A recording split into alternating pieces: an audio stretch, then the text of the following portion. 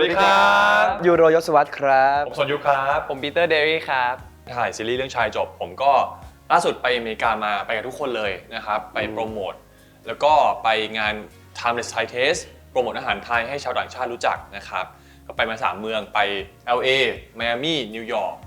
ก็สนุกสนานครับแฟนคลับก็เตรียมต้อนรับเป็นอย่างดีนะฮะแล้วก็เราก็ได้มีโอกาสใช้ซอฟต์พาวเวอร์ของเราเนี่ยไปโปรโมทอาหารไทยด้วย ครับก็คล้ายๆกันครับว่าไทม์ไลน์ไปด้วยกัน ไปด้วยกัน แต่ช่วงนี้กลับมาก็เริ่มเพราะว่าไปโปรโมทอาหารมาช่วงนี้ก็กลับมาออกกำลังกายครับเพราะว่ากินวันละประมาณ 5-6 มื้อ ไปที่อเมริกาครับผมก็กลับมาช่วงนี้ก็พยายามเอาออกแล้วเพราะว่ากลับมาทำงานครับผมก็เรื่องราวเดียวกันเลยครับ เดียวกันหมดเลย ทำลายเดียวกันฮะไปด้วยกันครับไปเป็นทีม ใช่ผมกับบอยแบนด์ของผมครับพี่ๆผมเราไปอเมริกากันไปโชว์ความเป็นไทยสู่โลกที่มันกว้างใหญ่แล้วก็ไปแล้วมันก็มีความสุขมากครับในทริปนี้ครับเราได้เจอ ทริปรับน้องเนาะเราได้มาใช้เวลาด้วยกันนะครับ ครับ รู้จักกันมากขึ้นนะครับทั้งค่ายเลย ใช่ถ้าตั้งแต่ก่อนถ่ายก็คาดหวังเยอะมากกับงานนี้ เพราะว่าก็รู้ว่าจะมีนักแสดงที่มีแบบ experience 10 ปี แล้วก็โปรดักชันก็ยิ่งใหญ่มาก แล้วบทก็คือเขียนมาอย่างดีมากครับ ก็รู้สึกว่าตอนแรกก็เก่งหน่อย แต่พอได้เวิร์กช็อปพอได้ทำงานจริง พอได้เจอแบบชีวิตนี้ ก็รู้สึกว่าผมเกิดใหม่แบบ reborn again ไม่รู้สึกว่าผมเป็นเด็กขี้อายคนนั้นเมื่อก่อนแล้ว แต่ก็ต้องขอบคุณทุกคนที่อยู่กับผมมาด้วยที่โตไปด้วยกันครับ นับตั้งแต่วันแรกที่เข้าวงการกับณตอนนี้ใช่ไหมก็ต่างกันเยอะครับได้เจอประสบการณ์ใหม่ๆแหละจากประสบการณ์ตอนนั้นเราก็เก็บเกี่ยวมาเรื่อยๆเนาะเก็บเกี่ยวมาเรื่อยแต่ว่ามันก็จะเป็นในสโคปที่คล้ายๆเดิมมาตลอดจนมาตอนเนี้ยเหมือนเราก้าวเข้าไปอีกมุมหนึ่งก้าวเข้าไปอีกเรื่องหนึ่งแล้วกันที่เราไม่เคยมาก่อน ไม่ว่าจะเป็นในเรื่องของซีรีส์แหละผมไม่เคยเล่นซีรีส์มาก่อนเลยพอมาเรื่องนี้มันเป็นซีรีส์มันก็จะเป็นอีกรูปแบบหนึ่งในการถ่ายทำแล้วก็อีกรูปแบบหนึ่งในการแสดงด้วยมันก็ได้เปลี่ยนตัวเองค่อนข้างเยอะได้ฝึกตัวเองค่อนข้างเยอะในสิ่งต่างๆ แล้วก็ได้มาเจอคนใหม่ๆด้วยเจอทีมงานรูปแบบใหม่ที่เราไม่เคยเจอแบบนี้มาก่อนครับผมก็เปลี่ยนไปเยอะเปลี่ยนไปพร้อมกับสิ่งที่เรากำลังทำนั่นแหละ เมื่อกี้น้องเขาใช้คำว่าเกิดใหม่น่าจะเป็นผมมากกว่านะก่อนอีกรอบหนึ่งนะผมอยู่ในวงการมาปีที่18นะครับก็ไม่คิดว่าจะได้มาเล่นโปรเจกต์นี้ตอนแรกเราก็เริ่มไปทำธุรกิจแล้วนะครับช่วงที่ผ่านมาแล้วก็บังเอิญว่าพี่ปอเนี่ยคุยกับผมเรื่องนี้แล้วผมก็รู้สึกว่ามันเป็นโปรเจกต์ที่ยิ่งใหญ่แล้วก็ดูเขามีแพชชั่นมากผมเลยรู้สึกว่าอีกสักตั้งหนึ่งแล้วกันนะครับกับซีรีส์เรื่องนี้นะฮะแล้วก็เป็นซีรีส์เกย์เรื่องแรกของผมด้วยนะครับซึ่งก็เหมือนกับว่าผมมันก็จะมี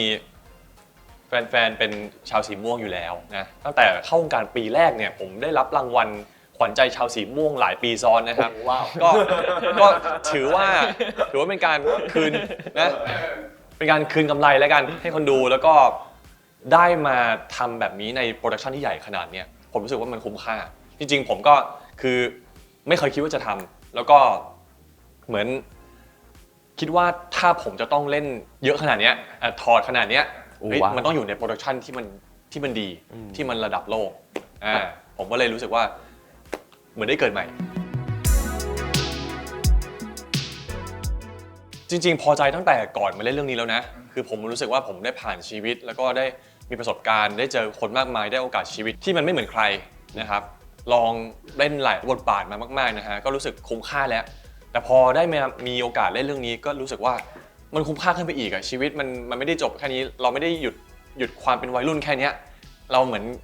มันค่อยๆโตค่อยๆเรียนรู้ไปเรื่อยๆสุดท้ายชีวิตเรามันคือการเดินทางและการเรียนรู้ไปเรื่อยๆครับถ้าถามตัวเองตั้งแต่วันแรกที่เข้าวงการ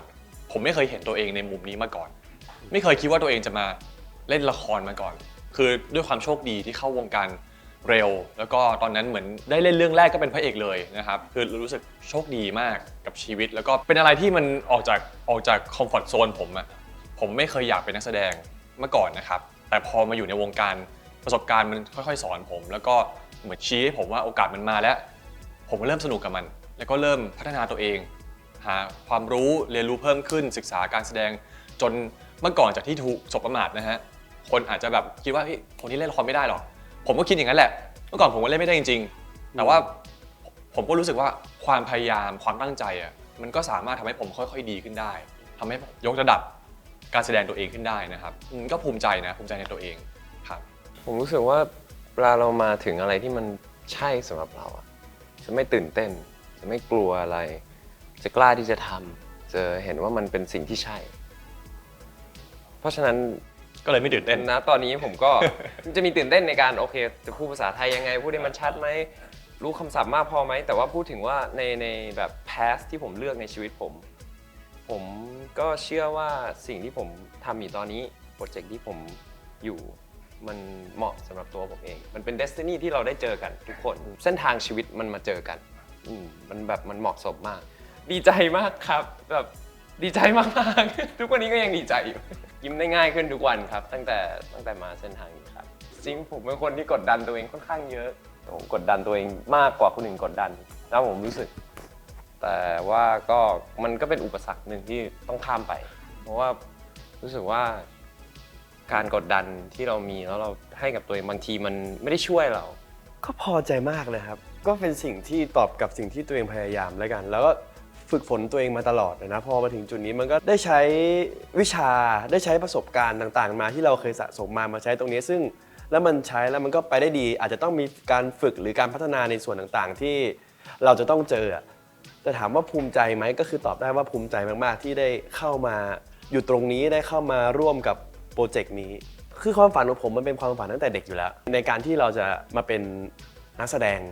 แต่ว่าอาจจะมีช่วงหนึ่งที่เราคิดว่าเราอาจจะเข้ามาเป็นไม่ได้มันก็เลยเลือนหายไปแต่พอมีโอกาสได้เข้ามาอีกครั้งหนึ่งมันก็เป็นความฝันของเราอยู่เหมือนกันมันก็เหมือนกับก้าวขึ้นเรื่อยๆซึ่งสำหรับอาชีพนักแสดงผมมองว่า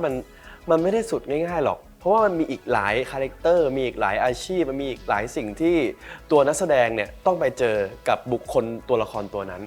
ซึ่งผมก็คิดว่ามันก็เป็นสิ่งที่ผมต้องพัฒนาไปเรื่อยๆเหมือนกันครับก็ภูมิใจแล้วก็ดีใจที่ได้อยู่ณอาชีพนี้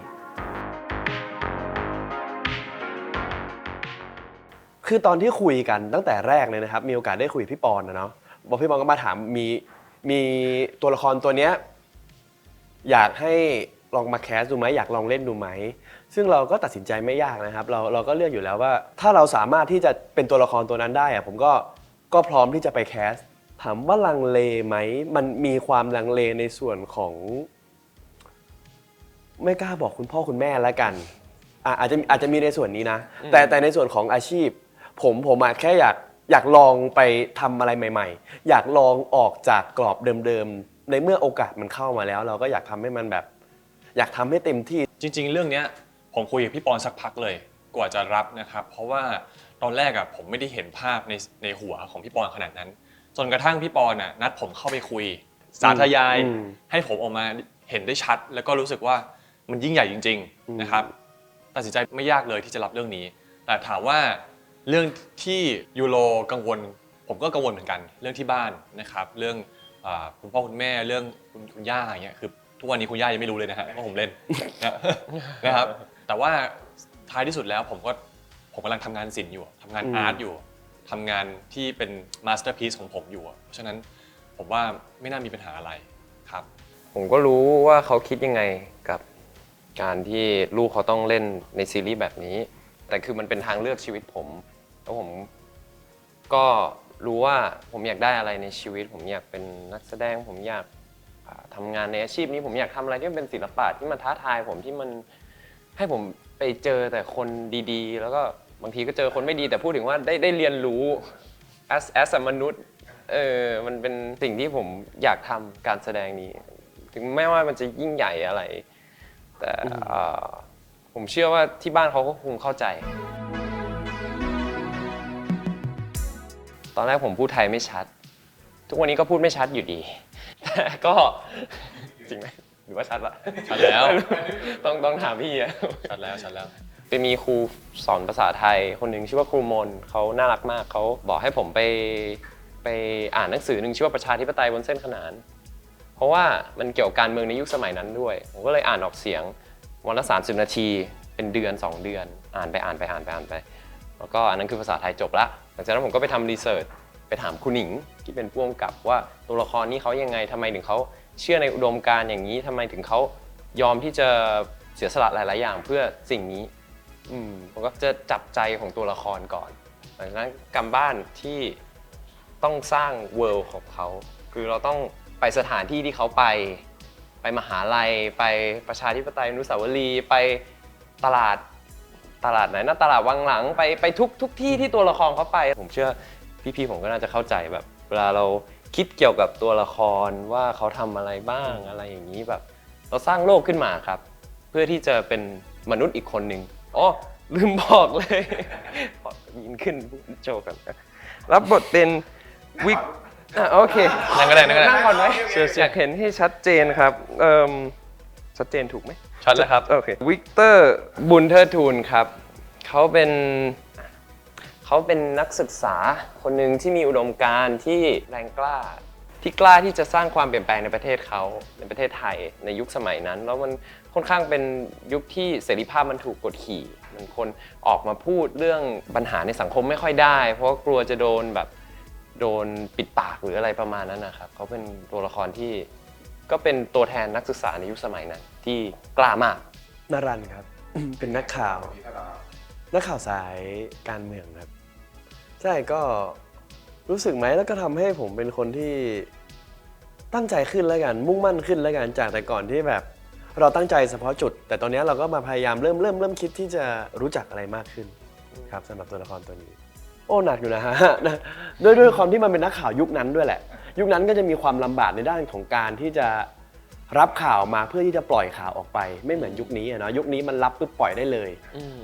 แต่ยุคนั้นมันก็ต้องรับปุ๊บแล้วต้องมาพิมพ์เองต้องเอาภาพไปล้างเสร็จเอามาแปะอัดกรอบใส่เป็นหนังสือพิมพ์แล้วค่อยๆพิมพ์ไปอะไรเงี้ยมันก็จะมีความต่างตัวนั้นก็เป็นอาชีพที่ค่อนข้างที่ต้องมีใจรักแล้วก็ต้องสู้เพื่ออะไรสักอย่างเป็นกระบอกเสียงด้วยอย่างเงี้ย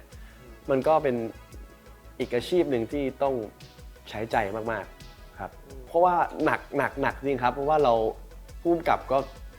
โดนชุดใหญ่เหมือนกันสำหรับการทำงานบ้านนะเพราะว่าก่อนที่จะถ่ายอะเราก็มีทั้งเวิร์กช็อปมีริททู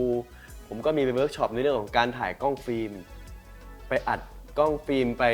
ล้างภาพล้างฟิล์มแล้วก็ทางค่าย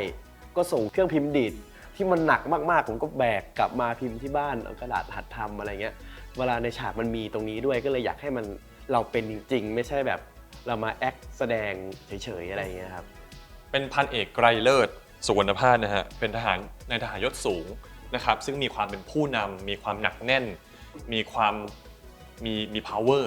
คือตัวละครตัวนี้สิ่งที่ผมต้องทำการบ้านหนักมากๆนะครับคือความเป็นทหารของเขาเป็นทหารเป็นผู้นำเพราะฉะนั้นมาตรของเขาท่าทางการพูดจาการเดินของเขามันจะไม่เหมือนคนทั่วไปมันจะมีบารมีมันมีอำนาจเพราะฉะนั้นผมก็เลยไปดูพวกสัมภาษณ์ของผู้นำประเทศต่างๆนะครับว่าเขามีการพูดกับสาธารณะยังไงนะครับเขาคิดอะไรแล้วเด็กๆเขาเกิดในยุคไหนเกิดยุคหลังสงครามโลกตอนนั้นบ้านเมืองลำบากแพชชั่นเขาคืออยากพัฒนาประเทศอยากช่วยเหลือประเทศให้มันแข็งแรงขึ้นเขาถึงมาสมัครเป็นทหารแล้วทำไมเขาถึงมาสู่จุดที่เป็นทหารยศสูงได้เกิดอะไรขึ้นกับเขาบ้าง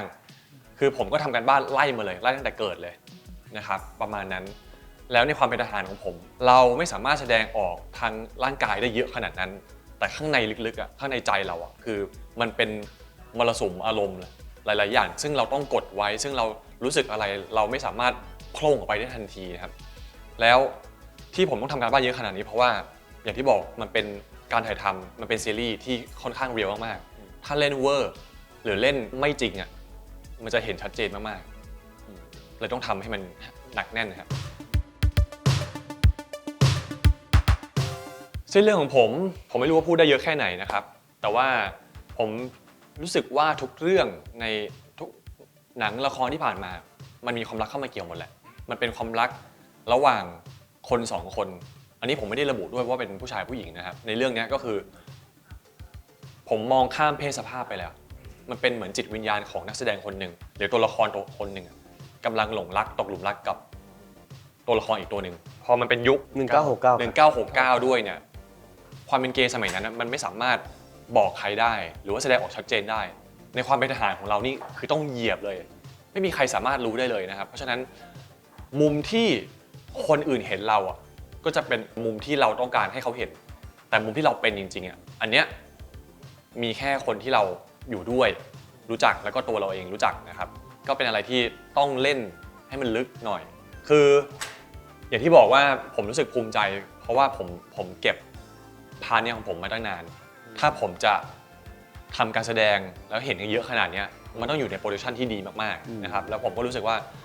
ชายทำได้ดีมากเลยมันเป็นงานศิลป์น่ะทั้งแสงสีเงาภาพทุกอย่างมันไม่ได้ดูไปเชิงอีกแบบหนึ่งมันยังอยู่ในความเป็นศิลปะนะฮะก็รู้สึกดีใจที่ได้เล่นที่ได้โชว์นะครับ นี่ว้าวถามว่าเตรียมใจไหมก็ไม่ได้เรียกว่าเตรียมใจหรอกก็พร้อมที่จะแสดงแหละถ้าในบทมันมีครับผมก็ถือว่าเป็นงานศิลปะเป็นอีกสิ่งหนึ่งที่เราอยากที่จะก้าวเข้ามาในตรงนี้อยู่แล้วครับผม ก็เตรียมหุ่นก่อนครับออกกำลังกายประมาณ6 วันในอาทิตย์หนึ่งวิ่งทุกวันเพราะว่าผมก็ตอนนั้นก็ค่อนข้างแบบหุ่นน่ารักหน่อย ก็ออกกำลังกายเยอะแล้วก็เข้าใจตัวละครให้ลึกซึ้งมากเพราะว่าเราต้องเข้าไปใน intimacy ของเขาเราต้องเอาออกมาต้องรู้สึกถึงความรู้สึกเขาจริงๆกังวลก็กังวลมากก่อนวันถ่ายกังวลมากเรื่องน้ำหรืออะไรอย่างเงี้ย กินน้ำเยอะ แต่ก็ก็ทำได้ครับ โอ้เยอะมากครับยุคนั้นเป็นยุคที่คนเราเหมือนเด็กยุคใหม่ในยุคนั้นเนี่ยเรียกร้องอิสรภาพทางความคิดนะฮะแล้วก็คนเริ่มมาเข้าใจตัวเองมากขึ้นแล้วเริ่มยอมรับความแตกต่างมากขึ้นนะครับเพราะฉะนั้นวัฒนธรรมตะวันตกก็จะเข้ามามีบทบาทเยอะมากๆทั้งเรื่องเพลงทั้งเรื่องการเมืองนะครับในสมัยนั้นน่ะก็จะมีการเรียกร้องสิทธิเสรีภาพเนี่ยทั่วโลกอยู่แล้วนะฮะคือเมืองไทยก็เป็นประเทศหนึ่งที่เราก็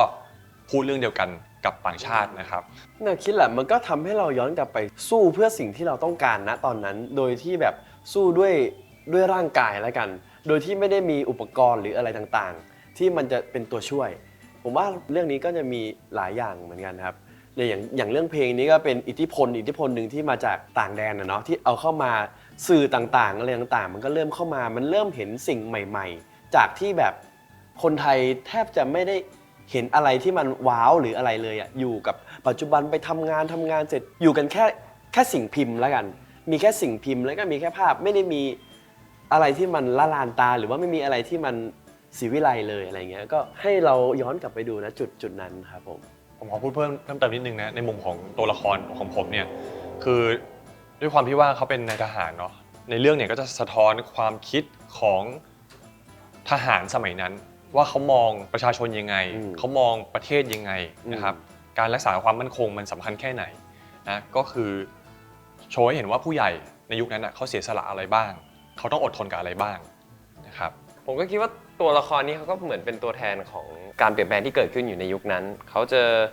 รับอิทธิพลจากตะวันตกไปค่อนข้างเยอะเขาจะอ่านหนังสือปรัชญาบ้างเกี่ยวกับพวกกรีกอะไรแบบนี้เรื่องอริสโตเติลอะไรอย่างนี้เรื่องแบบความจริงที่จริงคือพอเราเชื่อในอะไรที่มันเป็นความจริงแบบเป็น truth เราก็จะ confident ในตัวเองมากขึ้นแล้วเขาเป็นตัวละครที่เขา confident ในสิ่งที่เขาพูดถึงในอุดมการณ์เขาเพราะว่าเขาเชื่อมันจริงๆเขาคิดว่ามันเป็นความจริงเขาคิดว่าสีแดงคือสีแดงอะไรแบบนี้ครับขอฝากซีรีส์เรื่องชายนะครับจะออนแอร์ครั้งแรกนะครับวันที่ 2 สิงหาทุกวันเสาร์นะครับเวลา 4 ทุ่มทาง VTV เป็นเวอร์ชันออร์เคสตริกนะครับแล้วก็ทางช่อง 7 HD เป็นเวอร์ชันอะคูสติกนะครับ2เวอร์ชันนี้แตกต่างกันยังไงไปดูเอาเองนะฮะไปย้อนเวลากลับไปถึงจังหวะชีวิตของคนยุคนั้นว่าคนยุคนั้นเขาคิดยังไงผู้ชายคนยุคนั้นเขาคิดยังไงรวมไปถึงผู้หญิงด้วยทุกองค์ประกอบแหละไปร่วมสนุกกันแล้วก็ไปฟังเพลงเพราะว่ามี OST นะครับเขาเรียกว่าอะไร OST Original Soundtrack ใช่ไหมใช่ถึง9เพลงเลยนะครับเพลงนี้สร้างมาเพื่อซีรีส์เรื่องนี้ซึ่งเพลงแต่ละเพลงเพราะมากๆและสนุกมากๆฝากด้วยครับชาย The Series ครับ